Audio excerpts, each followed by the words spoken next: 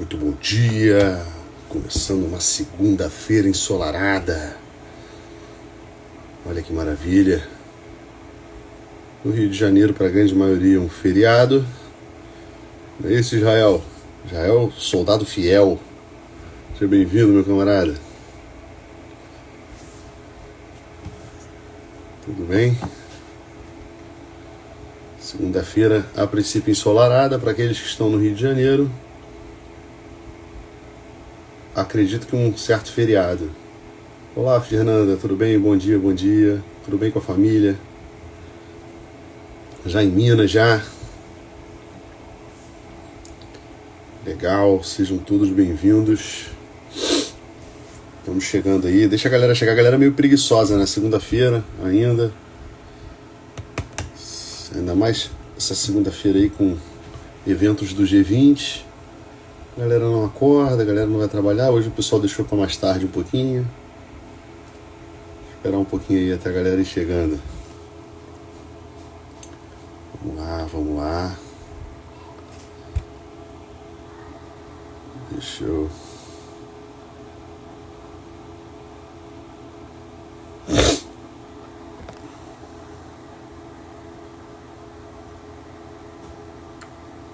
Vou esperar a galera ir entrando.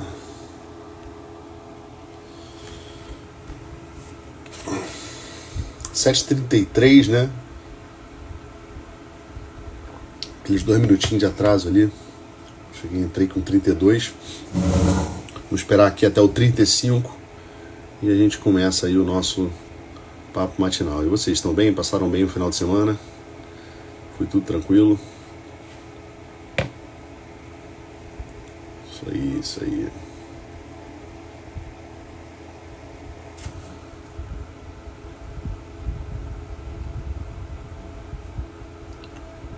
Vamos lá. Bom dia, Lana, tudo bem? Seja bem-vinda. Vamos lá, vai bater 35 agora e a gente começa.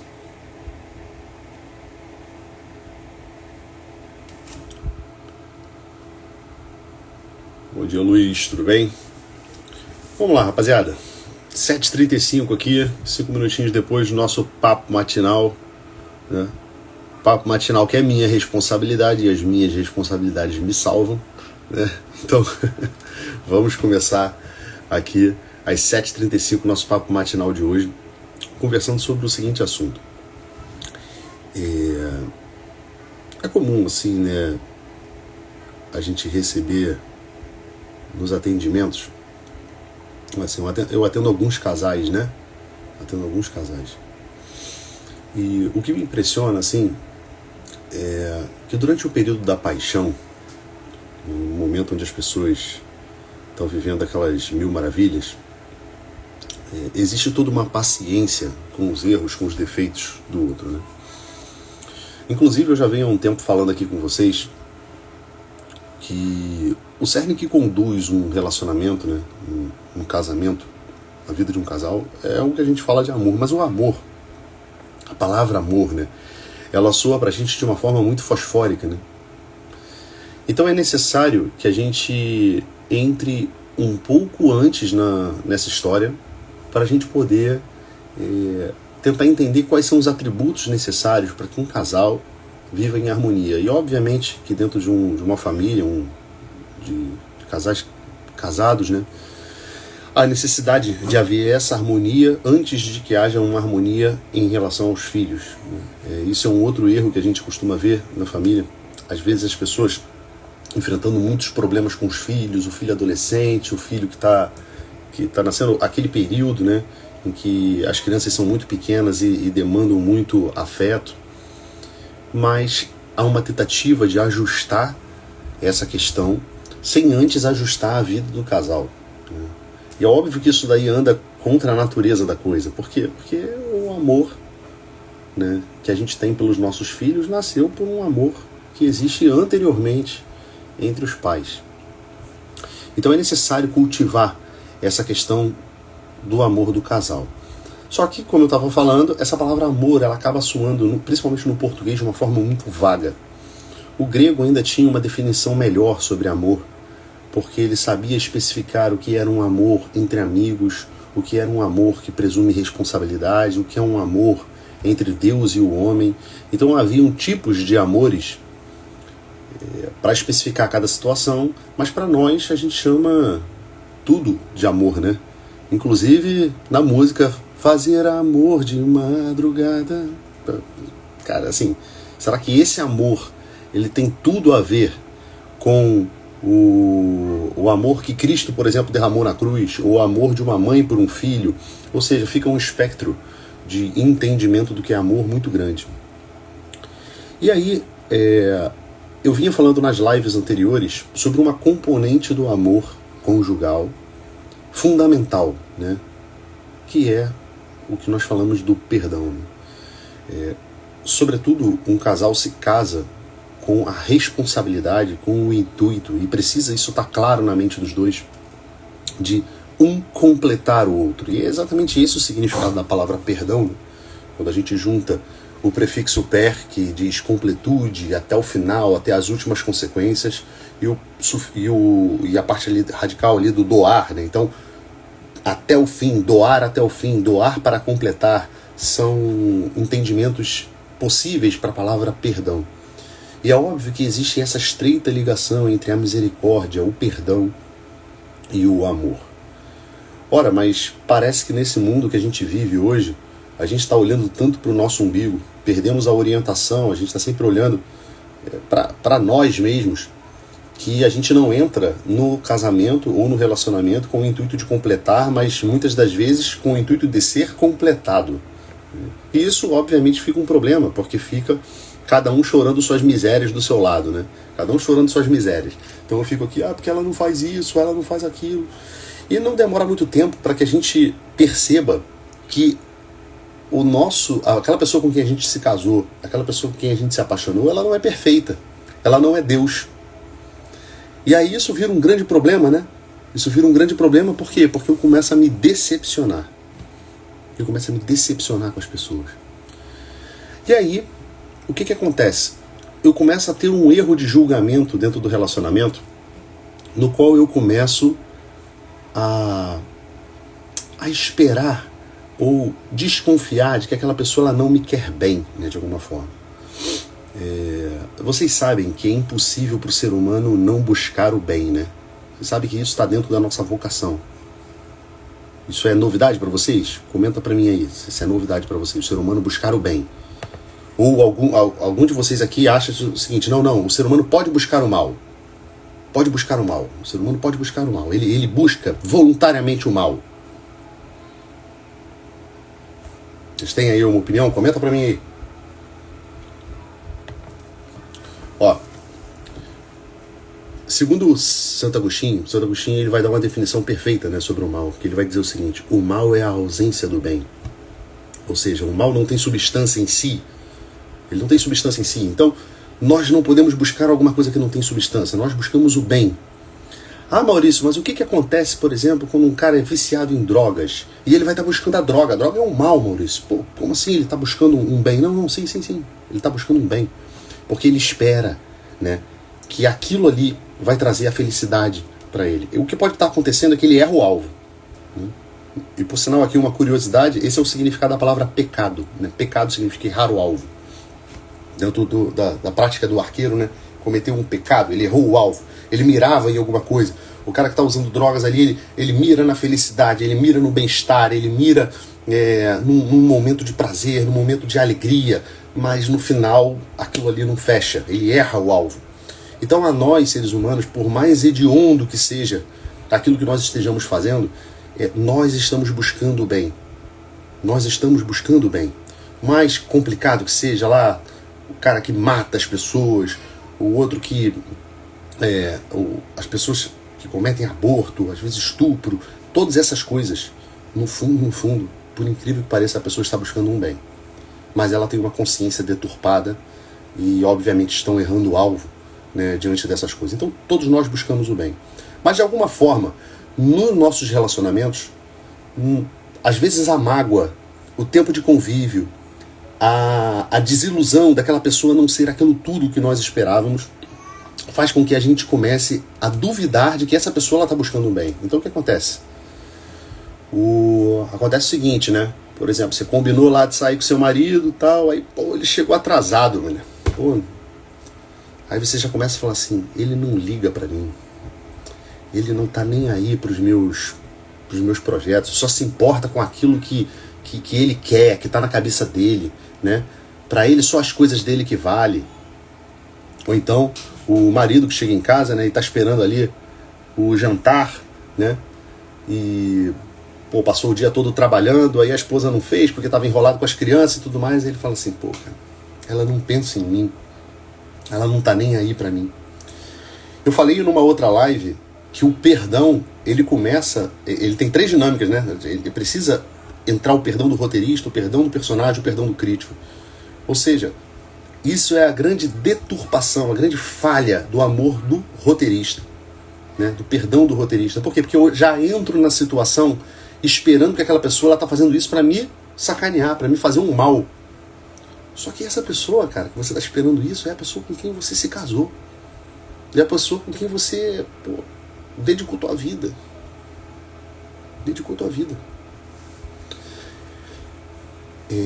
Existe no direito um princípio que a gente chama de presunção de inocência, né? Ou seja, até que se prove o contrário, toda pessoa ela é inocente, né? Toda pessoa ali que está suspeita de cometer um crime, ela é inocente. Mas parece que aqui no Brasil, né, um pouco na nossa cultura, existe não é só um juízo mal que a gente faz das pessoas, porque o juízo, nós não podemos nos livrar dos juízos, né? Isso aí é uma outra coisa que eu vou falar numa live com você. Nós não podemos nos livrar do juízo. É óbvio que se eu vejo uma situação errada, eu vou na minha cabeça aqui com o meu raciocínio dizer, pô, isso é certo, isso é errado. Isso não é julgamento. Julgamento é quando eu dou uma sentença para uma pessoa. Você é culpado. A culpa é toda sua. Mas nesse caso específico que eu estou falando aqui da vida dos casais, o que a gente faz é um julgamento mesmo. Nós ficamos diante do nosso esposo, da nossa esposa, e nós damos um julgamento, uma sentença. Ela é culpada, ela fez isso porque ela não me queria bem, ela fez isso porque ela não pensa em mim, ele fez isso porque ele só quer saber dos amigos dele, porque ele não me ama. E aí, quando a gente começa a cometer esse tipo de coisa, nós estamos abdicando exatamente desse princípio do direito, que é a presunção da inocência, né? E parece que isso é um princípio que está na nossa mentalidade, está na nossa cultura. Veja, se você chega lá e você vê no jornal, fulano suspeito de ter cometido o crime de não sei o que, não sei o que lá, não sei o que lá. Aí você já fala assim, e aí, ó, sempre soube que o fulano era assim. Ou seja, o cara é suspeito, não foi feito um julgamento, ainda não se tem certeza de nada, mas eu presumo que ele está buscando sempre o mal, né? O ser humano é assim mesmo. Existe um filme que, se vocês tiverem a oportunidade, é um filme bem antigo, né? Mas que tem a oportunidade de quem tiver a oportunidade de ver, é um filme que se refere à vida de Santa Rita de Cássia, né? E para quem não sabe aqui, a vida de Santa Rita de Cássia, ela foi casada com um rapaz que era um assassino. E obviamente que ela, como cristã, devota e querendo seguir os princípios de Deus, ela se perturbava com esse comportamento do marido dela, que era mau, e ela pedia dia e noite a Deus para que ele se convertesse. Acontece que a vida dela começa a acontecer uma série de coisas, né? O marido dela se converte, sim, mas ela perde o marido, os 2 filhos morrem na peste, ela vive um sofrimento intenso. E aí existe uma cena do filme onde alguém pergunta para ela o seguinte: como que você consegue viver assim, né? Como é que você consegue suportar toda essa dor? E ela diz assim: a fé em Deus e a confiança nos homens. Aí você vai me dizer talvez aí, Maurício, como assim confiança nos homens? A própria Bíblia ela diz o seguinte: maldito o homem que confia em outro homem. E aí é que entra, né? A gente precisa saber interpretar as coisas. De fato, eu não posso ter uma confiança no homem, aquela confiança que eu tenho em Deus, né? Aquela confiança que eu tenho em Deus eu coloco nas mãos do homem. Não é esse tipo de confiança. Mas nós precisamos aprender a apostar nos homens, sabe? A esperar o melhor deles. Esperar que existe uma chance, há uma esperança, há uma saída, as pessoas podem melhorar, as pessoas estão buscando o bem, mesmo que estejam errando o alvo, mesmo que estejam fazendo mal. Mesmo que seja uma ausência, eu tenho que apostar naquela presença daquela pessoa. Se eu perco essa esperança, se eu não coloco mais essa esperança nos homens, não há vida mais. Não há vida, não há possibilidade nessa vida sem esperança. Não há possibilidade. Então, a confiança nos homens. Você imagina, então, dentro da tua relação conjugal, por mais que aquelas coisas não saiam da forma como você queria, por mais que você chegue hoje em casa, e o jantar não está pronto, né? E o marido não elogiou a tua unha, ou sei lá, ou ele continua ainda chegando fora do horário, meio avoado dos compromissos da vida. Por mais que aconteça esse tipo de coisa, é necessário que você tenha uma esperança. Eu costumo dizer o seguinte, na filosofia a gente fala sobre potência e ato, né? O que é a potência? A potência é a possibilidade de ser algo. Então veja, quando a gente olha um ovo de galinha, a gente presume o seguinte, aquele ovo de galinha, ele tem um pintinho em potencial, ou seja, ele pode ser um pintinho um dia. Nasceu o pintinho, pronto, aquela potência se transformou em ato. Quando a gente olha para o ser humano, é necessário que a gente olhe as potências do ser humano. Ou seja, Maurício, como que eu vou perdoar aquela pessoa que fez aquela sacanagem comigo? Como que eu vou perdoar o meu marido, a minha esposa, porque eles me traíram? Entendeu? Como é que eu vou ter esperança de uma coisa que, assim, eu tô vendo que tá mal e continua indo mal? Você precisa olhar a potência daquela pessoa e você precisa dizer o seguinte, dentro daquela humanidade, dentro daquela pessoa, há a possibilidade de ser assim. Se ele cumprir a vontade de Deus para a vida dele, se ele receber esse amor, se ele receber, há uma esperança de que ali ele possa ser uma pessoa diferente, ele possa ser uma pessoa, ainda que eu leve a vida inteira para isso, sobretudo dentro de um relacionamento conjugal, é isso que precisa acontecer. Nós completamos um ao outro na esperança de que na eternidade nós sejamos completamente completados. Completamente completados. Ainda que isso leve uma vida inteira, é necessário que a gente faça isso. Então, a reflexão, hoje eu passei um pouquinho aqui do horário, a reflexão que eu gostaria que ficassem com vocês no dia de hoje, né? Vocês levassem aí para o dia de vocês e pensassem com relação a todos os relacionamentos da vida de vocês. Eu falei um pouco mais focado aqui na relação de um casal, né? Mas isso vale também para a nossa relação com os nossos filhos, com os nossos companheiros de trabalho, com os nossos vizinhos. Isso vale, né? Com os nossos familiares, primos, tios. Eu preciso conceder a outra pessoa uma presunção de inocência. Até que se prove o contrário, eu preciso apostar de que o bem vai vencer no coração dele. E eu preciso me fiar nessa potência, nessa capacidade que aquela pessoa tem de ser boa, para que eu possa me relacionar com ela. Sempre naquela ideia de o seguinte, é possível que eu o complete, é possível que eu seja aquilo que lhe falta, né?